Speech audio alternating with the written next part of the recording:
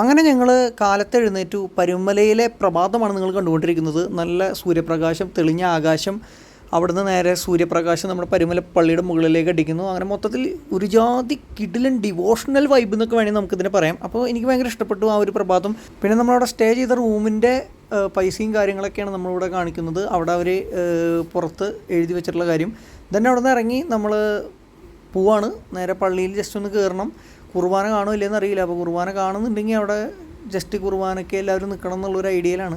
അല്ലെങ്കിൽ ചിലപ്പോൾ നേരെ അവിടുന്ന് നമ്മൾ പന്തളത്തേക്ക് പോകും. അങ്ങനെ പോയപ്പോൾ നമ്മളവിടെ പരുമല തിരുമേനി പണ്ട് താമസിച്ചിരുന്ന ആദ്യകാല വസതി എന്ന് പറഞ്ഞിട്ട് ഒരു സ്ഥലം അവിടെ ഉണ്ട്. അത് ഞാനൊന്ന് പോയി കണ്ടു. ഇത് കണ്ടപ്പോൾ ഒരു കാര്യം ഓർമ്മ വന്നത്, ഇപ്പോൾ നമ്മളിപ്പോൾ പരുമല തിരുമേനി അല്ലെങ്കിൽ അങ്ങനെ പഴയ തിരുമേനിമാരുടെയൊക്കെ ജീവിതം നമ്മൾ പഠിക്കാൻ പറയാം, അല്ലെങ്കിൽ എന്താ പറയുക, അവർ ജീവിച്ചിരുന്ന പോലെ ജീവിക്കൂ.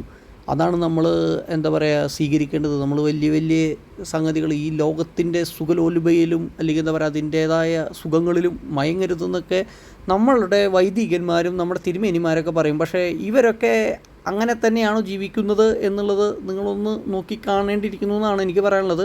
എനിക്ക് തോന്നിയിട്ടില്ല ഇവരൊക്കെ അത്യാവശ്യം നല്ല രീതിയിൽ സുഖലോലുപരായിട്ട് തന്നെയാണ് പോകുന്നത്. ഇവരൊരിക്കലും എന്താ പറയുക ഒരു മാതൃകാപരമായിട്ടുള്ളൊരു ജീവിതം ജീവിക്കുന്ന ആൾക്കാരായിട്ട് എനിക്ക് തോന്നിയിട്ടില്ല. നിങ്ങൾക്ക് അങ്ങനെ തോന്നിയിട്ടുണ്ടെങ്കിൽ താഴെ ഒന്ന് കമൻറ്റ് ചെയ്യൂ. ദെൻ ഞങ്ങൾ അവിടുത്തെ പീടികയിൽ നിന്ന് പറഞ്ഞൊരു കടയിൽ പോയി. അങ്ങനെ കിച്ചുമോനോട് നമുക്ക് കൊന്തയോ മാലയോ വളയോ മോതിരോ എന്തോ മേടിക്കണം എന്നുകൊണ്ട് അവിടെ നടക്കുന്നുണ്ടായിരുന്നു. അപ്പോൾ നമ്മളെപ്പോഴും പരുമലയിൽ പോയി കഴിഞ്ഞാൽ ഈ ഒരു സ്ഥലത്ത് വരും, ഈ ഒരു കടയിൽ എപ്പോഴും കയറും. പണ്ട് CD ഒക്കെ നമ്മൾ മേടിക്കും, പാട്ടിൻ്റെ CDയും കാര്യങ്ങളും. അതിന് മുന്നേ കാസറ്റുകൾ മേടിച്ചതൊക്കെ ഓർമ്മയുണ്ട്. അപ്പോൾ അവിടെ കുറേ കൊന്തകളൊക്കെ ഞാൻ തൂങ്ങിക്കെടുക്കുന്നുണ്ട്. അപ്പോൾ നിങ്ങൾക്ക് വേണ്ട കൊന്തകൾ മേടിക്കാവുന്നതാണ്, അവിടെ പോയി കഴിഞ്ഞാൽ കിട്ടും. അപ്പോൾ നമ്മൾ നോക്കുക, നല്ല കൊന്ത നോക്കി മേടിക്കുക. അപ്പോൾ നമ്മുടെ സാധനങ്ങൾ ഒരു കൊന്ത നോക്കുന്നുണ്ട്, ആൾക്ക് താല്പര്യമാകാത്ത പോലെയാണ് ആളിങ്ങനെ നോക്കിക്കൊണ്ടിരിക്കുന്നത്. ദെൻ ഞാൻ നോക്കിയപ്പോൾ കൊന്തകളുടെ ഇടയിൽ വേറൊരു സാധനം എടുക്കണം. അതാണ് ഞങ്ങളെ കൂടുതൽ ഞെട്ടിപ്പിച്ച് കളഞ്ഞത്. വേറെ ഒന്നല്ലൊരു ആനക്കൊമ്പ് പോലത്തെ ഒരു കൊന്ത. ഇതിനെ കൊന്താന്ന് വിളിക്കാൻ പറ്റുമെന്ന് അറിയില്ല, എന്തായാലും വേണ്ടില്ല, ഇത് കൊന്തകളുടെ കൂടെയാണ് കിടക്കുന്നത്. അപ്പോൾ നമ്മളൊരു ആനക്കൊമ്പ് കൊന്ത എന്ന് വേണമെങ്കിൽ ഇതിനെ വിളിക്കാമെന്ന് തോന്നുന്നു. നിങ്ങൾക്ക് അറിയിച്ചെങ്കിൽ ഇതിൻ്റെ പേര് നിങ്ങൾ താഴെ കമൻറ്റിൽ പറയൂ. ഒരുവിധപ്പെട്ട പരുമലയിൽ വരുന്ന ആളുകളുടെയൊക്കെ ഒരു നൊസ്റ്റാൾജിയൊക്കെ ഉണർത്തുന്നൊരു കടയാണ്. എന്ന് വെച്ചാൽ പണ്ട് തൊട്ടേ നമ്മൾ വരുമ്പോൾ എപ്പോഴും കയറുന്നൊരു കടയാണ്. ദെൻ ഇത്രയും കളക്ഷൻസും പരിപാടികളൊക്കെ പണ്ടും ഉണ്ട്. ഇപ്പോൾ കുറേ പുതിയ സംഭവങ്ങൾ വന്നിട്ടുണ്ടെന്ന് മാത്രം. പക്ഷേ ഇവരുടെ അവിടെയാണ് മെയിൻ സാധനങ്ങൾ വരാറുള്ളതെന്നാണ് എൻ്റെ ഒരു അഭിപ്രായം കേട്ടോ. ഒരുവിധപ്പെട്ട എല്ലാ ഫോട്ടോസാണെങ്കിലും അതേപോലെ മോതിരങ്ങൾ, അങ്ങനെ എല്ലാ പരിപാടികളും. അപ്പം ഈ പ്രാവശ്യം ഞാൻ പോയപ്പോൾ ഒരു കിഡിലൻ ഒരു സാധനം കണ്ടതെന്ന് വെച്ചാൽ ഇങ്ങനെ 3D പോലത്തെ ഒരു ഫോട്ടോ കണ്ട, അത് നല്ല രസമായിട്ട് എനിക്ക് തോന്നി. അങ്ങനെ നമ്മൾ ആ കടയിൽ നിന്ന് ഇറങ്ങി നമ്മുടെ വണ്ടിയിൽ കയറി യാത്ര തുടരുകയാണ്. ഇനി നേരെ നമ്മൾ പന്തളം രാജ്യത്തേക്കാണ് പോകുന്നത്. പന്തളം വലിയ പള്ളി എന്നാണ് നമ്മൾ പോകുമ്പോൾ പറഞ്ഞ പേര്. അപ്പോൾ അതിൻ്റെ മുന്നിൽ ഓപ്പോസിറ്റ് ഇതേപോലെ ഇങ്ങനെ തൂക്കണ കുരുവികൾ കൂട്ടി വെച്ചിട്ടുണ്ട്. അപ്പോൾ നമ്മുടെ വണ്ടി പോയി കഴിഞ്ഞാൽ നേരെ കാണുന്നതാണ് നമ്മുടെ പള്ളിയും അതിൻ്റെ കവാടവും ഒക്കെ. അപ്പോൾ നമ്മുടെ ടീമുകൾ മൊത്തം അങ്ങനെ കയറിക്കൊണ്ടിരിക്കുകയാണ് മെല്ലെ മെല്ലെ. അത്യാവശ്യം സ്റ്റെപ്പുകളുണ്ട് കയറി മുകളിലേക്ക് എത്താൻ വേണ്ടിയിട്ട്. അപ്പോൾ ഞങ്ങൾ കറക്റ്റ് ടൈമിനാണ് എത്തിയിട്ടുള്ളത്. അപ്പോൾ ഞങ്ങളിങ്ങനെ മെല്ലെ മെല്ലെ മൂവ് ചെയ്തുകൊണ്ടിരിക്കുകയാണ്. അപ്പോൾ നമ്മൾ ഓരോ സ്റ്റെപ്പും കയറി ഇനി നമ്മൾ മാമോദിസ ചടങ്ങുകളിലേക്കാണ് കടക്കാൻ വേണ്ടി പോകുന്നത്. അങ്ങനെ നമ്മൾ മാമോദിസ ചടങ്ങ് ഇപ്പോൾ നടന്നുകൊണ്ടിരിക്കുകയാണ്. അപ്പോൾ നമ്മുടെ ഏതൻകുട്ടൻ്റെ മാമോദിസ ചടങ്ങുകൾ ഇപ്പോൾ നടന്നുകൊണ്ടിരിക്കുകയാണ്.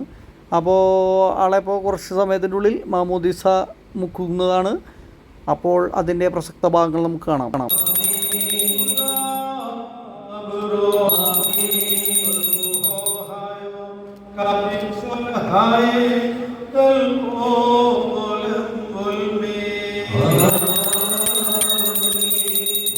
പരിശുദ്ധമായ ദൈവമായ കർത്താവേ, ഈ നിന്റെ പൈതലിനെ പ്രഭ കൊണ്ടും മഹത്വം കൊണ്ടും കിരീടം ധരിപ്പിക്കുകയും ഇവന്റെ ജീവിതം നിന്റെ കർത്തൃത്വത്തിന്റെ പ്രീതികരവും തിരുനാമ ബൗദ്ധത്തിന് അനുയോജ്യമായി തീരുമാനമേ. അങ്ങനെ നമ്മൾ നേരെ ഫുഡ് അടിക്കാൻ വേണ്ടി വന്നിരിക്കുകയാണ്, ബ്രേക്ക്ഫാസ്റ്റ്. അപ്പോൾ അവിടെയുള്ളത് കാര്യങ്ങൾ എന്താണെന്ന് വെച്ചാൽ പൊറോട്ടയുണ്ട്, അപ്പമുണ്ട്, ചിക്കൻ കറിയുണ്ട്, പിന്നെ അലുവയുണ്ട്, പിന്നെ പഴമുണ്ട്, വടയുണ്ട്, ചായയുണ്ട്. ചായയല്ല, കാപ്പി അരുന്നുണ്ട്. അപ്പോൾ ഞാൻ കുറച്ച് ചിക്കൻ കറിയും ദെൻ കുറച്ച് വെള്ളയപ്പം കഴിച്ചു. അത്യാവശ്യം നല്ല ടേസ്റ്റ് ഉണ്ടായിരുന്നു, നല്ല അടിപൊളിയായിരുന്നു. അപ്പോൾ നമ്മുടെ പിള്ളേരൊക്കെ ഇനി കഴിക്കുന്ന ഒന്ന് കാണിച്ചു തരാം. അലുവയും ചിക്കനും കൂടി കഴിക്കുന്ന കിച്ചു. ഇൻട്രസ്റ്റിംഗ്. വായിലോട് അപ്പോൾ ഓണട്ടാ. അതെന്താ